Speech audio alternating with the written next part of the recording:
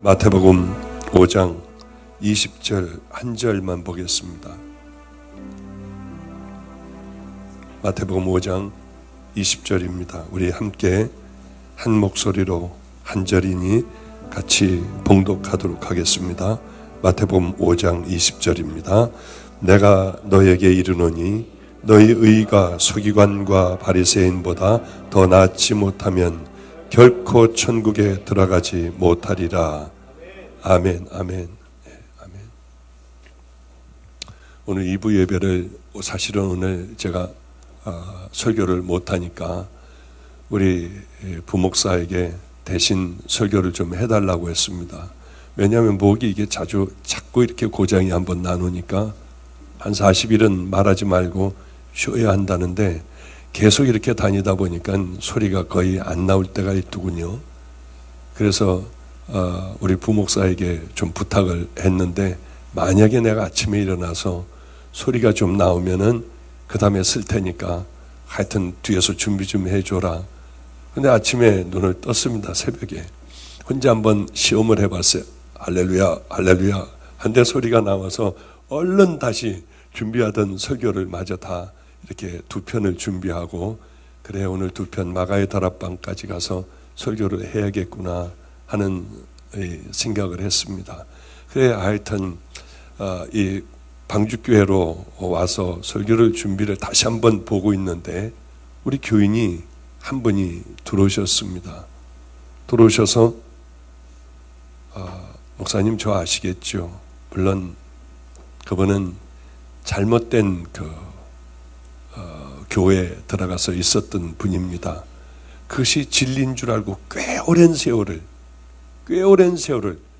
그곳에서 보내다가 이분이 저희 교회에 오시게 된 분이에요. 참 감격스러운 말을 하시더군요. 여기 좀 다 내보내, 다 나가달라고 하는 눈초리니까 알아서 제 방에서 섬기던 사람들이 다 나가버리고 그 부부하고 둘이 앉아서 얘기를 하게 되었습니다. 좀 전이죠. 목사님, 전 자녀들을 위하여 금을 준비를 해놨었습니다. 그리고 많지는 않지만 우리 자녀들이 행복하게 살 수 있도록 금을 준비를 해놨습니다. 목사님, 그런데 설교를 들을 때 이것을 그래 어디에 써야 할까 하는데 자꾸 마음에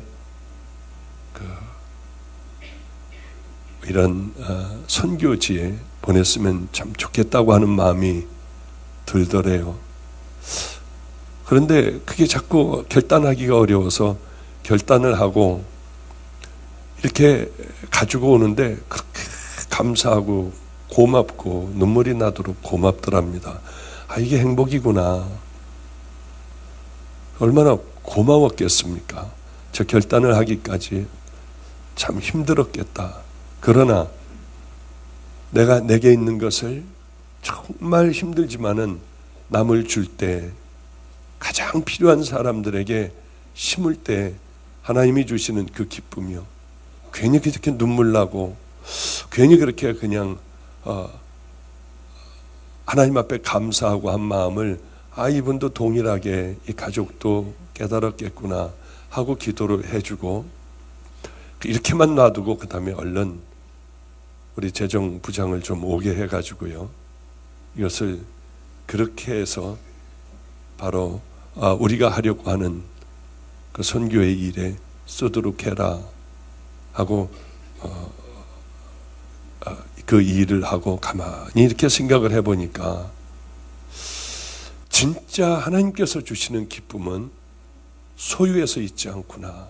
하나님이 축복을 줘서 끌어안고 있는 것이 축복이 아니라 하나님을 정말 만난 사람들만이 아는 나눔으로부터 오는 가장 귀한 것들을 가난하고 어려운 사람들, 병들고 죽어가는 사람들에게 나누는 그 기쁨에 하나님께서 주시는 기쁨은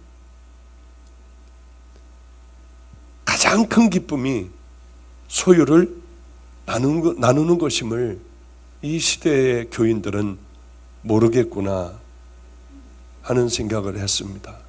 제가 하나님을 만나기 전의 삶을 뒤로 가만히 돌아보고 또 주님을 만나서의 삶도 가만히 때로는 돌아볼 때가 있습니다.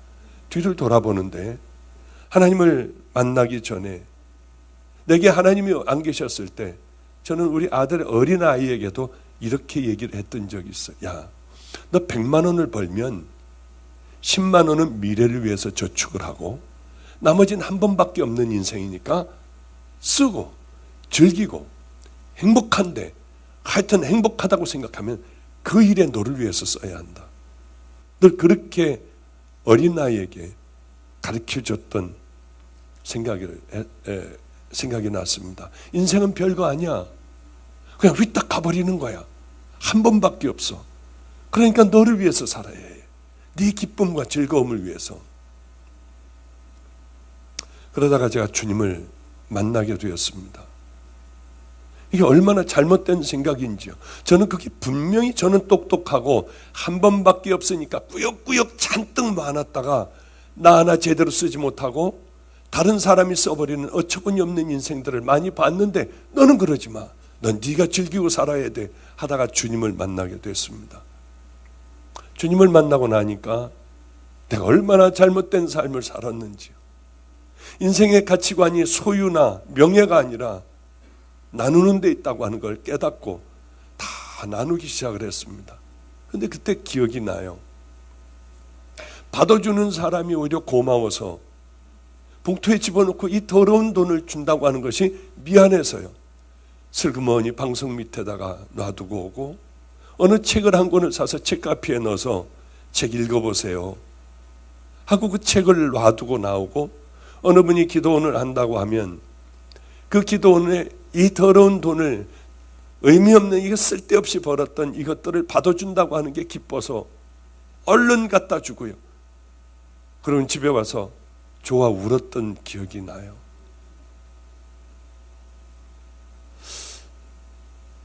그래, 세상에서는 이렇게 그저 편안하게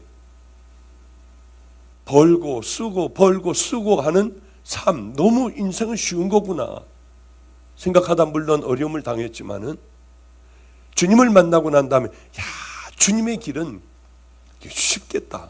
내 있는 거 다 나눠주고 그래 정말 주님 사랑하는 마음으로 살아가면 편안하겠구나. 다 이루어지겠구나. 근데 그게 아니더라고요. 정말 바르게 살아갔는데 그게 아니더라고요. 어제 어느 목사가 어젯밤에 저녁 때 저희 집에 찾아왔습니다. 그냥 다 말씀드리죠. 제가 그 아이에게 내가 이 얘기를 다 알려 괜찮아. 지금은 급할 때야. 지금으로부터 한 2달 전에 3달 전에 아이가 하나가 태어났습니다. 남자아이였어요. 얘는 새벽을 깨우는 애야. 제가 이름을 지어줬습니다. 그냥 다 아시겠죠? 우리 김형성 목사. 우리 부목사로 있다가 저하고 함께 많은 날들을 지내다가 부목사로 우리 교회에 있다가 그 다음에 군대 군목으로 갔습니다. 장교로 이제 갔는데 하나의 예쁜 여자아이를 낳고 그 다음에 남자아이를 낳았습니다. 목사님 이름을 줘 주십시오. 그래, 그 아이는 새벽을 깨우는 아이다. 그래서 효준이라고 하는 이름을 줘줬어요. 딸 하나 아들 하나 얼마나 행복했겠습니까? 그런데 2달 전이었어요. 걔가 낳은 지 한 달 되었을 때 제가 깊이 이제 기도를 하는데 아이들을 위해서 기도하고 다 제 손자 손녀 같으니까 속한 아이들에게 기도하는데 덜컥 어떤 기도에 걸려들었습니다. 제가 그래서 열심히 그 기도를 하고 또 하고 해도 그 기도는 여전히 바뀌지 않고 분명했어요. 그래서 다들 그 부모를 불러다 놓고 아이에게 무슨 일이 생길 거다. 그러니까 너희들 기도 열심히 해야 한다. 분명히 아이들에게 무슨 일이 생길 거다. 했는데 얼마 전에 그리고 또 한 2달 정도 한 달 반이 지났습니다. 그런데 덜컥 얘가 앞을 못 보는 장님이 됐다는 거예요. 3살짜리가요. 얼마나 마음이 힘들고 괴롭겠습니까? 목사님, 저는 점자를 배워야 할 것 같아요. 가슴이 얼마나 철렁했는지요. 정말 최선을 다해서 이 아이를 위하여 기도했어요. 염려하지 마. 내가 안 될 땐 생명을 다해서 한번 기도해 볼게. 그리고 우리는 똑바른 하늘이 무너져도 귀한 믿음의 종의 길 흔들지 말고 걸어가야 해. 그러면 가실 분은 하나님이시니 하나님은 죽었던 사람들도 살려주시고 죽어가는 사람들도 우리 주님의 입김이면 입김만 쐬기만 하면은 다 살아날 거 아니야. 이 바다같이 넓은 주님의 보혈이 한 방울만 우리에게 튀겨도 죽어가는 자들이 살아나지 않겠니? 염려하지 마라. 두려워하지 말고 우리들은 좋은 종의 길을 가는 거야. 너에게 이런 시련을 준 것은 네가 악한 죄인이고 더러운 죄인이 아니라 하나님의 눈에 들은 귀한 종이기에 이제 다 버리게 하시려고 너를 훈련시키는 거야. 나는 미련해서 13년 동안을 굴르고 또 굴르다가 13년 만에 겨우 요만큼 쓸만한 종이 되니 여기까지 인도해 주셨는데 나는 지혜로운 믿음의 종이 되어 하나님이 원하시는 그 길을 걸어가야 한다. 그런데 어제 우리 목사가 이런 얘기를 하대요. 목사님, 저는 애가 장님이 됐어요. 그런데도 목사님, 일주일도 안 돼요. 내 마음에는 또 죄가 올라와요. 내 자식이 그런데도 내 마음에는 미워하는 마음과 죄가 올라와요. 그러며 눈물이 나니까 얼른 가지고 있던 종이로 가리고 울더군요. 그래서 제가 이런 얘기를 해줬습니다. 내가 하나님을 불같이 만나고 정말 뜨거워 어쩔 줄 모르며 내 옛날의 과거에 대하여 토해버릴 것 같은 그런 주님을 만난 삶을 난 정말 은혜의 삶을 살았었다.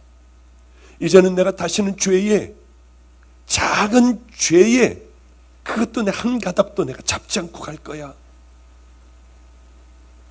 했는데 시간이 얼마 지나지도 않아, 일주일도 지나지 않아. 어느 날 내가 기도하는데, 그것도 기도하는 가운데 옛날에 더러웠던 음란한 것들, 추악한 것들이 나를 사로잡더라.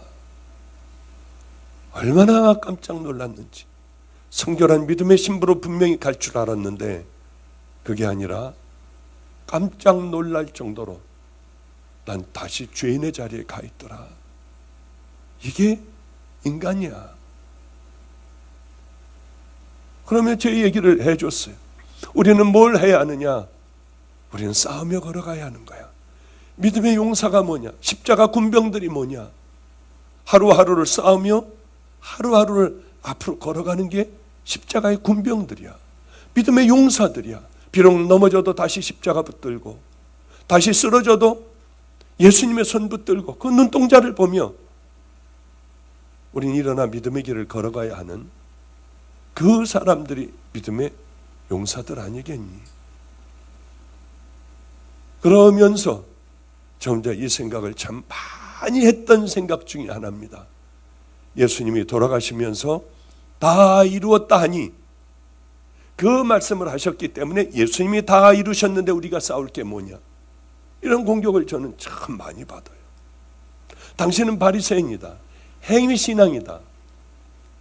선을 통하여 천국 가느냐? 예수님이 이루어 놓으셨는데 뭘 싸우려고 하고 내 노력으로 뭘 하겠느냐? 이런 공격을 저는 참 많이 받아요.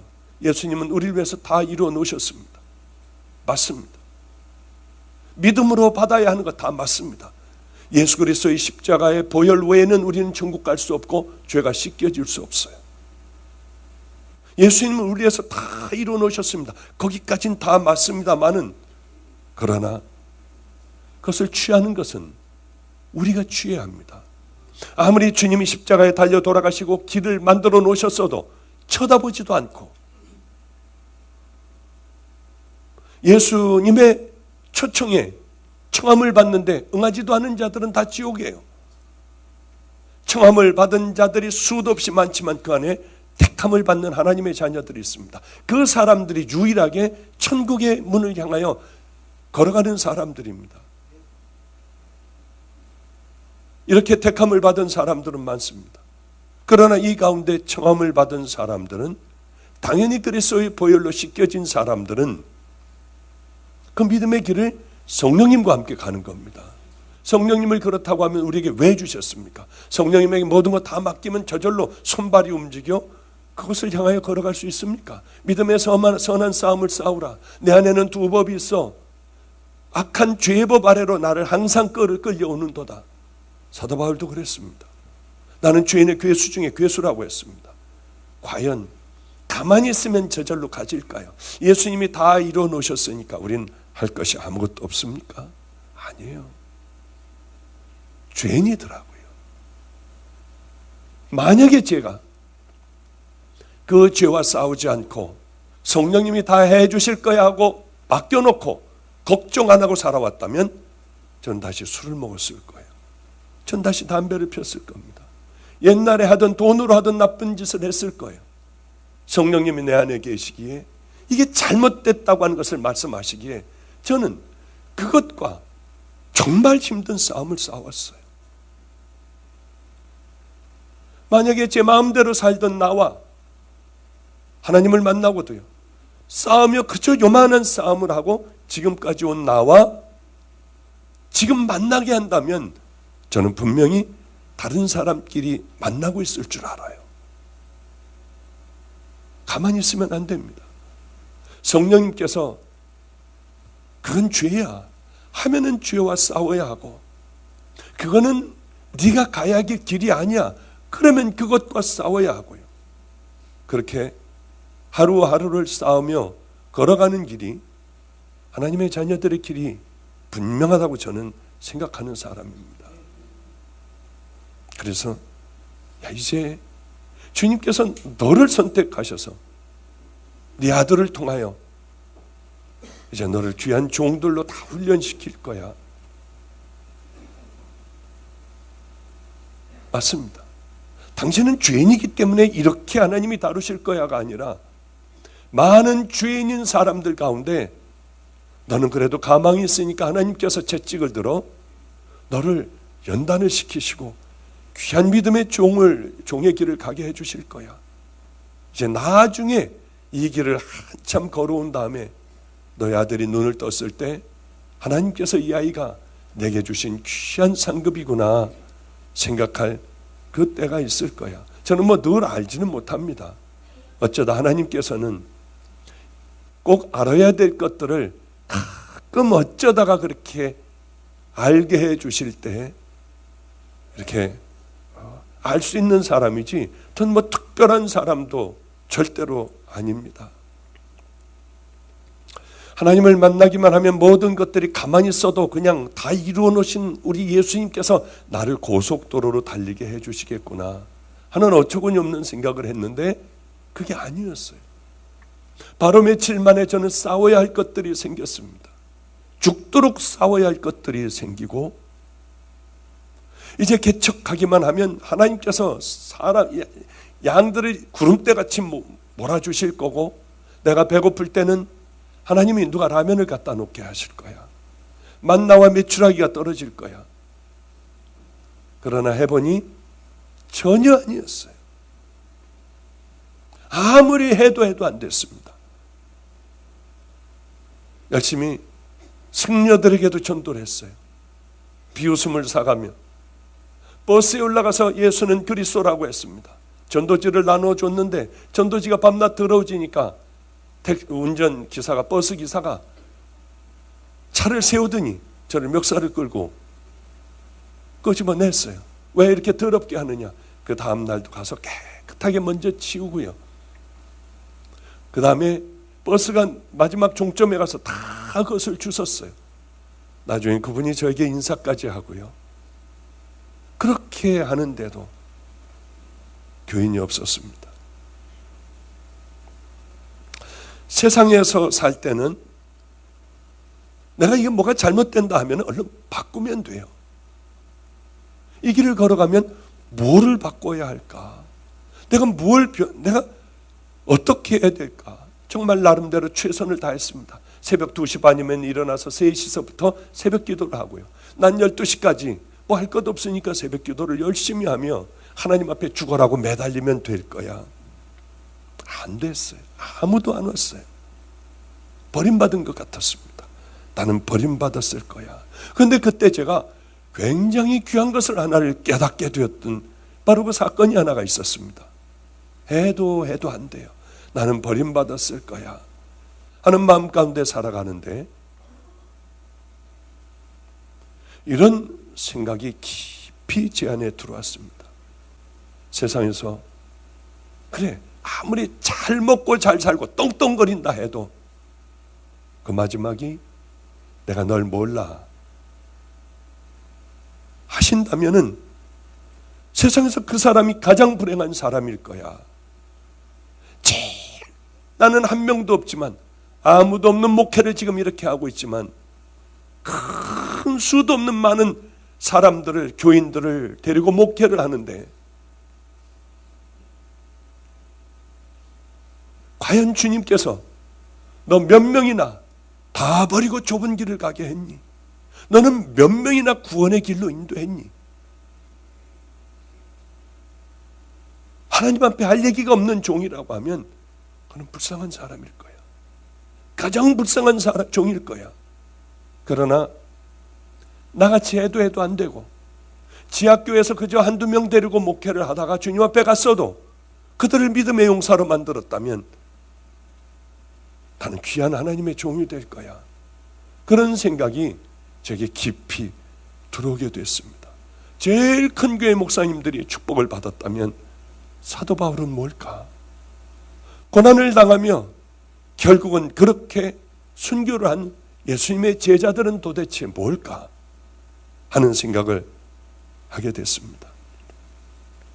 사도 바울은 이 땅에 지금의 우리들의 생각, 내 생각으로 보면 사도 바울은 가장 저주받은 사람일 거야. 그런 생각을 하면서 얼마나 기쁨이 넘쳤는지.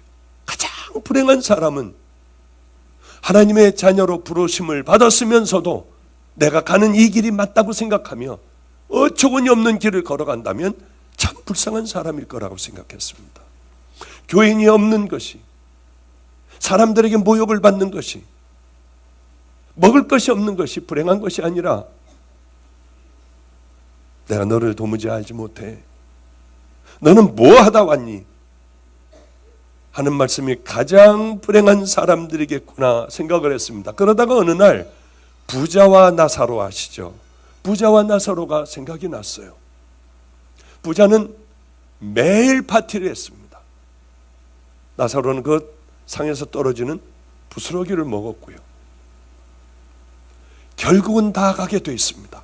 큰 목회를 하든 작은 목회를 하든 교회에 나와 구원받은 자의 귀한 은혜의 삶을 살아가든 그저 한번 와서 보고 돌아가는 그 삶을 살건 다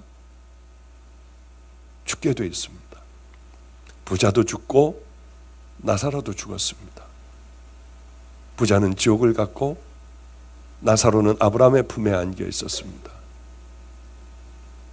박보영, 너는 뭐가 될래 이 땅에? 할렐루야, 저는 거지 나사로가 될 거예요. 그러고 나니 얼마나 힘이 나는지요. 어려워도 얼마나 힘이 나는지요. 흥청망청 마음껏 살다가 그저 교회를 다니면서도 하고 싶은 일들 다 하다가 지옥 간다면 억울하겠다. 엄청 억울하겠다. 하나님의 말씀을 듣고도 지옥을 간다면 이게 안 되는 걸 알면서도 그 길을 걸어갔다면 그는 굉장히 불행한 사람일 거라고 생각하고 숨 쉬고 있는 동안은 최선을 다해야지 했던 생각을 하게 되었습니다. 이 땅에는 내 자식이 어떠냐가 문제가 아니라, 그것이 불행이 아니라 건강하고 자식들도 다 건강하고 장수의 복을 누리고 모든 소유를 다 했다 해도 주님이 내가 너를 모른다 하시며 우리들의 가야 할 길이 진정 그리스도의 보혈로, 십자가의 보혈로 씻김을 받지 못하고 당연히 가야 하는 그 길, 순종의 길을 걸어가지 못했다면 우린 정말 불행한 사람이라고 저는 생각을 했습니다. 그런 사람들이 나옵니다. 바리새인과 서기관이 있었습니다. 여러분들은 너무나 잘 아실 겁니다. 서기관은 하루 종일 성경을 필사하는 사람입니다. 베껴 쓰는 사람이에요. 하나님에 대한 지식은 모든 지식을 다 가지고 있는 사람이에요. 회당에 앉으면 수많은 백성들이, 무지한 백성들이 나와 서기관의 가르침을 받았습니다. 그래, 바리새인은 하나님의 말씀대로 살아가는, 똑바로 살아가는 사람들이었습니다. 그래, 하나님이 천국 문에 두 부류의 사람을 문을 열어놨다면 저 둘일 거야. 우리 같은 사람은 어림도 없을 거야.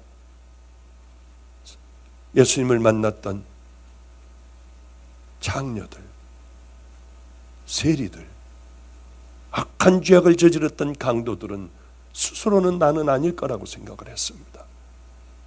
그러나 예수님이 이 땅에 오시고 다들 의심하지 않았던 서기관과 바리새인을 통하여 바리새인들을 보며 너희들이 저 바리새인보다 낫지 않으면 결단코 천국에 들어가지 못하리라.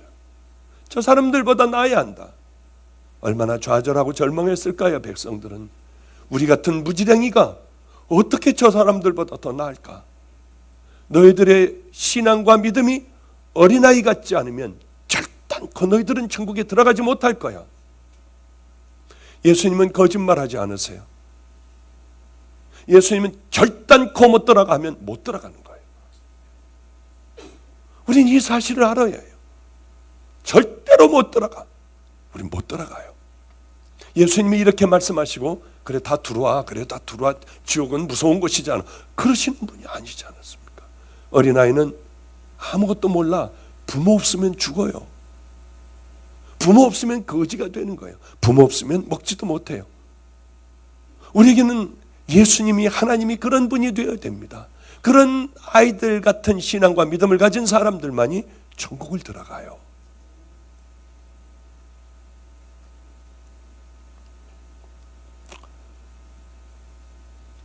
그런데 우리들의 신앙은 어떻습니까? 돈 많은 사람이 복을 받고 집사, 권사, 장로들, 목사들 제일 천국에 먼저 들어가는 줄 알 거 아니에요. 그러나 사실은 주님이 와서 보시기에 우리 교회 와서 보신다고 하면 뭐라고 하실까? 이 땅에 수많은 교회를 다니시며 설교자들을 통하여 집사, 권사, 장로들에게 주님은 뭐라고 하실까? 우리는 분명히 천국 들어갈 수 있을 거야. 그런데 너희들만은 안 돼. 하실 수 있다고 하는 거예요. 그럼 누가 들어갑니까? 예수님의 말씀대로 얘네들보다 더 나아야 한다. 얘네들보다 더 낫다고 하는 게, 바리새인 서기관보다 더 낫다고 하는 게 무슨 믿음일까요? 진짜 믿음이에요. 이게 진짜 믿음이어야 들어간다고 하는 거예요. 그러니까 이 사람들은 가짜 믿음입니다. 그렇게 아무리 하나님에 관한 지식을 많이 갖고 있었어도, 여러분들과 같이 예배를 수도 없이 많이 드렸어도, 이제는 아예 습관적으로 얼마든지 예배를 드리지 않습니까? 그랬어도 못 들어가는 거예요. 그것 가지고는 못 들어가는 겁니다. 그래, 진짜 믿음이 뭐냐면 난 죽일 놈인 겁니다. 해도 안 되는 거예요. 나한테는 하나님, 예수님의 말씀대로 선한 것이 하나도 없는 거예요. 의로운 것이 없어요. 난 죄의 투성이에요. 난 자랑할 것이 하나도 없어요. 그렇기 때문에 난 이런 더러운 죄인을 위하여 예수님이 나를 위하여 십자가에 달려 돌아가셨기 때문에 나는 이분 없으면 안 되는 겁니다. 이대로 살다가는 나는 망해버리고 지옥 백성이 될 수밖에 없어요. 그러니 내게는 예수밖에 없는 거예요. 예수님밖에는 없는 거예요. 이런 마음을 갖고 있는 사람이 어떻게 남을 판단하고 정죄하고 시기하고 질투하고 싸우고 어떻게 도둑질하고 탐욕과 미움과 이런 것들이 어떻게 마음에 가득 차 있겠습니까? 내가 죄인인데. 그럴 수 없어요. 난 양심적으로 살아왔어. 난 남에게 피해 준 적도 없어. 이런 사람들에게 예수님이 들어가기가 어렵습니다. 믿음은 날 포기하는 거예요. 내가 죄인인 걸 깨닫는 겁니다. 그래서 예수님에 대하여 목마른 자가 되어야 해요. 그럴 때 주님의 은혜가 우리에게 임하는 것이고, 그 마음을 갖고 있고 죄를 그러기에 잘라버리고 내가 주님 앞에 엎드릴 때 예수님의 보혈이 우리에게 임하는 것 아니겠습니까? 그럴 때 우리의 죄가 씻어지는 것 아니에요? 여러분들이 교회에 나와 아버지 나는 죄인이에요, 하나님 용서해 주세요, 도와주세요, 줄줄줄줄줄이 외우던 거 외운다고 하여, 여러분들이 기도문을 외운다고 하여 여러분들이 한 번에 하나님의 자녀가 되는 게 아니에요.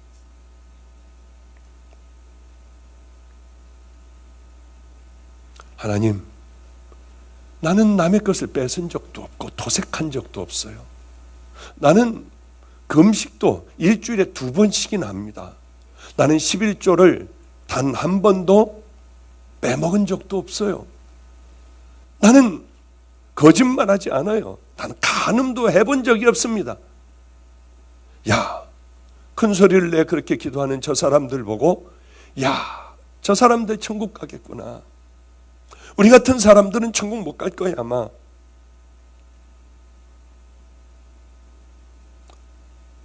그런데 예수님은 너희들만은 안 된다고 하시잖아요. 이 사람들은 율법을 잘 지켰습니다. 율법을 알고 있으면은, 여러분들이 제가 마태복음 5, 6, 7장을 늘 읽으라고 해요. 이것이 여러분들의 생명이 될 겁니다. 마지막 때 여러분들 보호해 주실 거예요. 하나님 앞에 갔을 때, 심판대 앞에 갔을 때 할 얘기가 있을 겁니다. 마태복음 5, 6, 7장이 여러분의 생명이 되어야 해요. 죽을 그때까지 이걸 읽으셔야 돼요. 얘기를 할 때면 제가 또 흥분해가지고 또 소리가 커집니다. 왜냐하면 제가 깨달은 게, 깊이 깨달은 게 있어요. 기도하면서도 깨달은 게 있고요. 제 삶 속에 깨달으며 성경도 많이 봤어요. 모든 걸 다 깨달으며 내 나름대로 요만큼 주님이 보실 때는 아주 한 구탱이에 깨달은 거지만은 제 스스로 볼 때 이건 대단한 거다. 이거는 엄청난 거다. 여러분들에게 얘기할 수 있는 것이 있습니다. 우리는 그냥 하나님, 예수님께서 다 이루어 놓으셨기 때문에 그냥 이 길 갈 수 있어. 천만에 한번 가보십시오. 그게 됩니까? 되든가요? 어렵지 않아요. 강하게 우린 다시 내 죄로, 내 본성의 더러움으로 다시 돌아가려고 하는 강한 것들이 있어서 정신 차리지 않으면 우리도 모르게 어느새 나로 돌아가 버려 있어요. 이걸 막기 위해서는요, 마태복음 5, 6, 7장 예수님께서 이 말씀을 다 하시고 난 다음에 너희들이 이 말대로 행하지 않으면 모래 위에 세운 집과 다 무너질 거다. 그러나 이대로 순종하기만 하면 반석 위에 세워진 그런 집과 같을 거야. 나더러 주여 주여 하는 자마다 천국 들어가지 않고 바로 이 말씀에 순종하는 자들이야 들어가리라. 그러면은요, 우린 그걸 믿어야 해요. 예수님의 말씀을 반드시 믿어야 하고 생명과 같이 여겨야 해요. 그러니 우리가 뭘 해야 합니까? 마태복음 5, 6, 7장을 생명같이 매일 봐야 해요. 그런데요, 이걸 보면은 난 십자가 없으면 죽어야 하는, 예수님의 말씀에 단 한마디도 순종 못한 죄인인 걸 깨닫게 된데도요, 왜 이걸 10번, 20번, 30번을 얘기하느냐?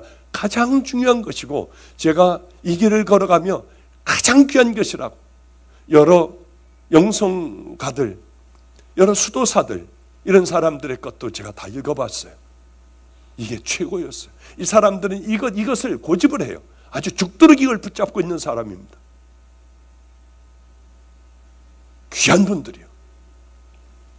그것뿐만이 아니라 이것을 읽으며 이 말씀에 순종하려고 하는 삶을 살아야 하고요. 여기에 우리들이 이것을 우리들의 삶 속에 적용을 안 시킨다면 아무 쓸데없어요. 원수를 사랑하라. 가만히 있어. 내가 원수 지은 사람이 누구지? 찾아가서 다 풀어야 하는 거예요. 가만히 있어봐. 내가 누구를 도와줘야 할까? 그래, 내 눈에 있는 들보를 뽑아야 해. 정말 그렇게 살아가려고 애를 쓰는 거예요. 안 되지만 한번 해보는 겁니다.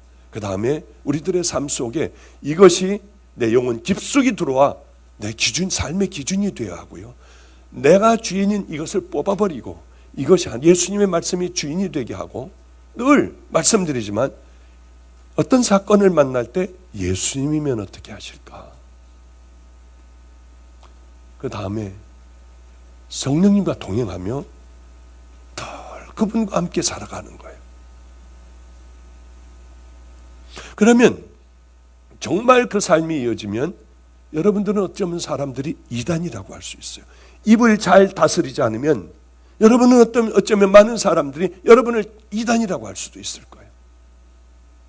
그만큼 내 삶은 강력한 기적과 사람들에게 얘기하지 못하는 성령과의 관계 속에서 얼마든지 살아갈 수가 있어요.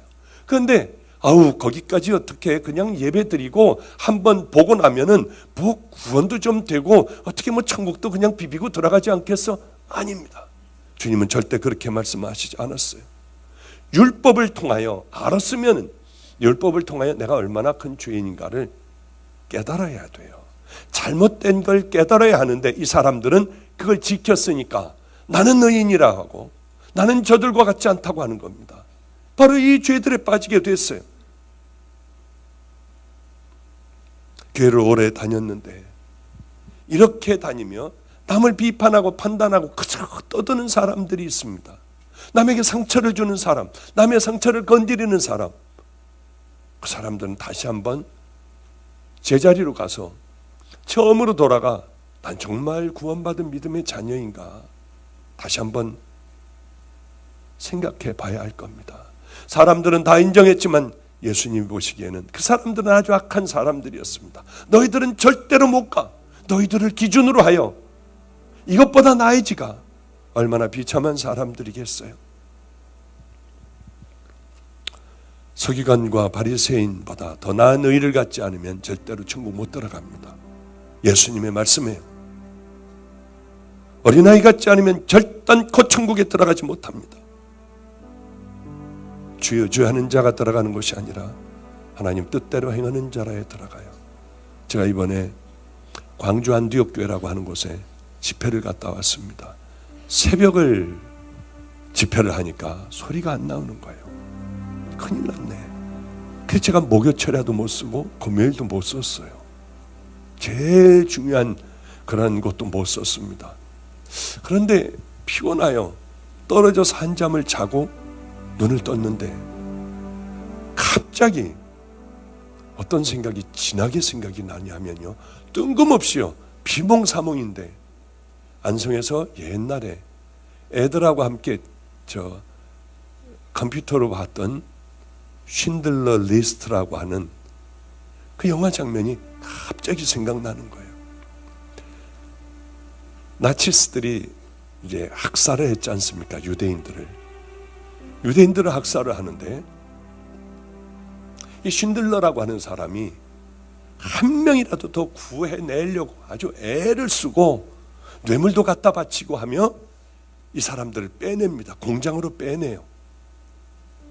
이제 마지막 장면이 생각이 난 거예요. 이 사람이 나치스가 독일이 지게 됐습니다. 그 많은 사람들이 이제는 자유를 찾게 됐어요. 다 죽었는데 600만 명이나 죽인 가운데 그 사람들은 살아난 거예요.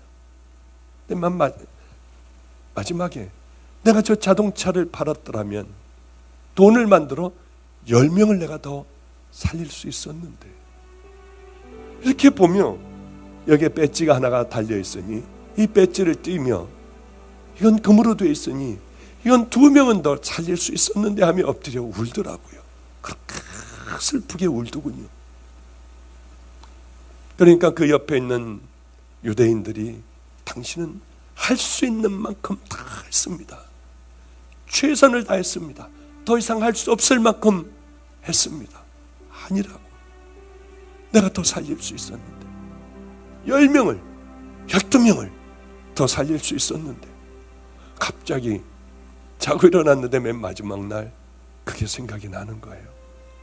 주님, 갑자기 마음이 뜨거워져서요. 저도 엎드려 기도했어요. 주님, 맞아요.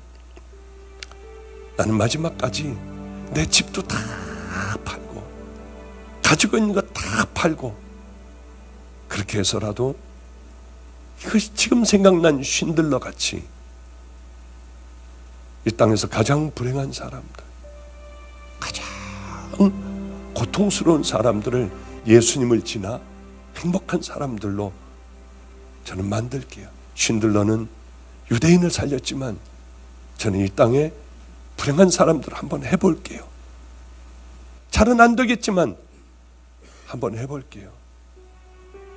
그랬는데요. 여러분, 행복한 왕자라고 아십니까? 애들 얘기예요. 도시가 내려다 보이는 높다란 언덕에 왕자 상을 하나를 세웠습니다. 아주 높이요. 그런데 그 왕자는 눈은 사파이어로 되어 있고 온몸은 금으로 칠해져 있었고요. 금 조각으로 입혀져 있었고 칼을 하나 차고 있었는데 칼에는 루비가 박혀 있었습니다. 사람들은 그 높이 있는 동상을 보며 야, 울지마 애기야. 저 동상을 봐. 저 왕자님 울면은 저 왕자님 같이 못돼. 그러면 울다가 다 뚝 그쳤어요. 어떤 좌절과 절망을 하고 있는 그 젊은이가 그래, 그 행복한 왕자를 바라보며 세상에 저렇게 행복한 왕자가 있는 것은 참 기쁜 일이야 하고 소망을 가졌습니다. 어느 날이었어요. 제비들은 다 따뜻한 남쪽으로 갔습니다. 그러나 한 제비가 갈대를 사랑하게 됐어요. 갈대밭을 날릴 때마다 갈대를 사랑하게 됐고요. 이미 떠나야 될 때가 지났는데 떠나질 못하는 제비가 있었습니다. 제비는 늘 바람결에 움직이는 흔들리는 갈대를 보며 그렇게 갈대를 사랑하게 됐습니다. 그래, 이제 나는 내일 떠나야지.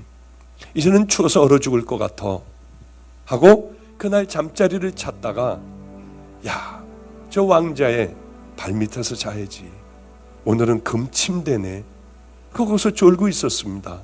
근데 갑자기 비가 내리기 시작을 했어요. 물이 떨어지는 거예요.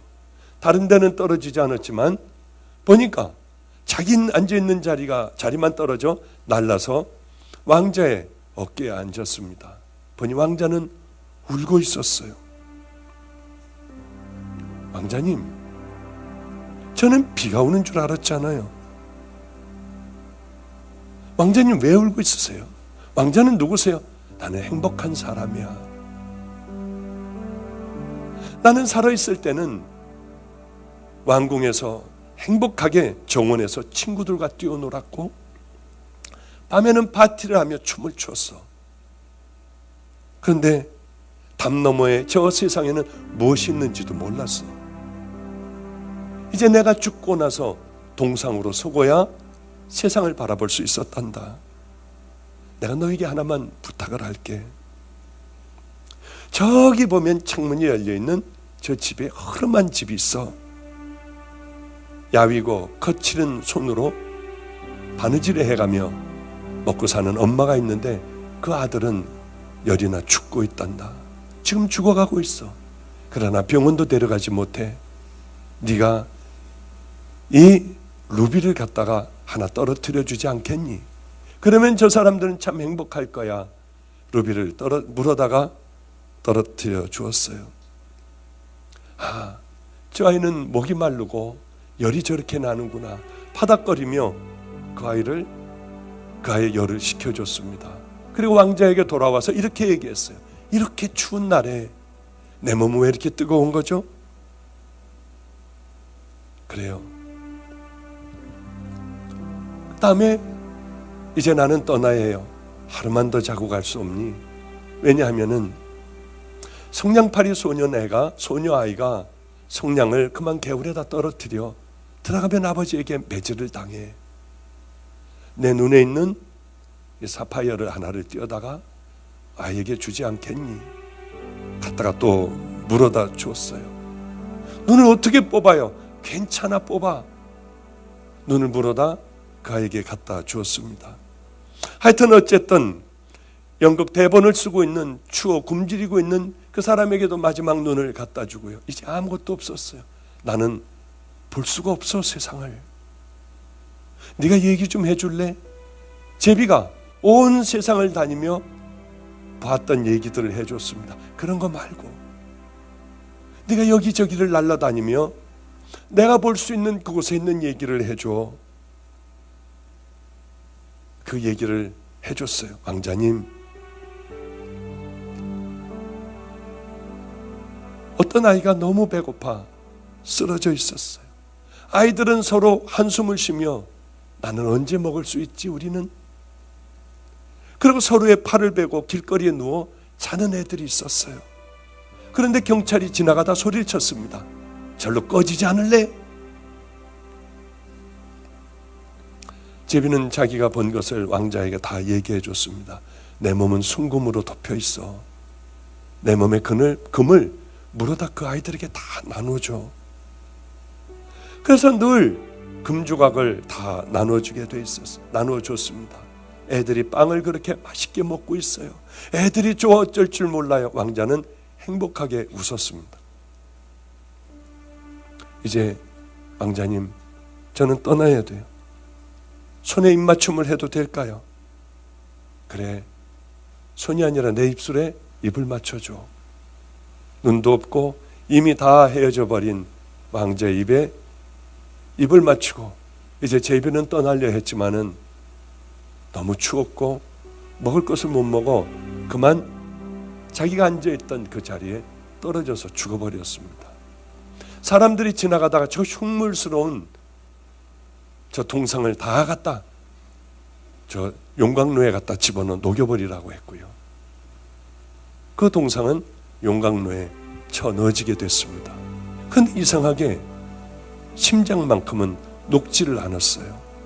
하나님이 어느 날은 천사에게 저 인간의 세상으로 내려가서 너는 가장 두 가지 아름다운 것을 가져오너라 해서 천사는 내려왔다가 왕자의 심장과 죽은 제비를 가지고 하나님 앞에 가져왔다고 그래요.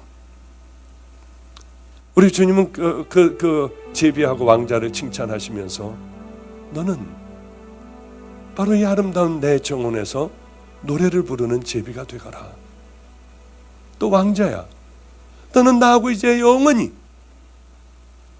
나하고 함께 즐기며 여기서 이 땅에서의 기쁨을 누리자